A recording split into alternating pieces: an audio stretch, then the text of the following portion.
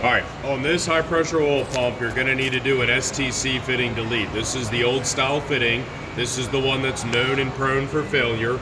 It doesn't look like it's failed yet, but it will fail. That needs to be put back together correctly. Read the directions. It talks about spinning the fitting in there 5 times. There's a little alignment bracket that it comes with. Comes with little plastic bolts so that you can hold it all together. That way you can tighten the jam nut down when you need to on the Snap to Connect style fitting that you're deleting. This guy's gonna be gone, and you've got one that you gotta use like an inch wrench on or whatever, and you gotta tighten this down. I do recommend putting this in the vise, holding this area right here in the vise so that you can do it correctly, okay? This fitting you're gonna be changing out, it's a number 6 Allen. This blue O-ring you're gonna be changing out. If you flip this over, there is a black O-ring that goes underneath of this in the engine bay of the truck. You have to make sure you get the old black O-ring out. You have to make sure you put the new black O-ring in there and that you do not drop it. All of these bolts you gotta make sure you don't drop. It's very, very important. You got 2 little 8s and then T45s that hold this thing down right here. You gotta be really, really, really, really careful. Here's the yellow O-ring now. This is the yellow O-ring that should go somewhere like right about there. That's already out, so that's fine. Just gotta make sure you put a new O-ring in there.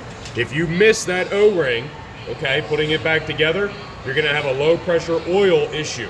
This truck doesn't have a low pressure oil issue right now, okay? If you double stack the O-rings, give it a couple of days, the guy's gonna break down with an ICP leak. Don't double stack O-rings. Make sure you only have one black one there. It wouldn't be a bad idea for you to blow the oil out of this because you know that the oil that got into this was dirty and contaminated. Exactly, and that's what messed up the IPR.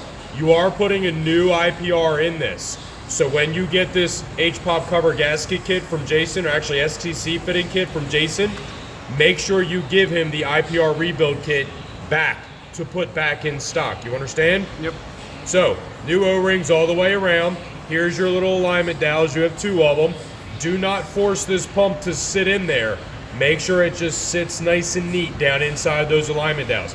If you need to, you can spin this gear a little bit so that it meshes in the back. This thing should sit nice and perfectly on its own without bolts forcing it down. Does that make sense? Yes. I'm gonna say this again.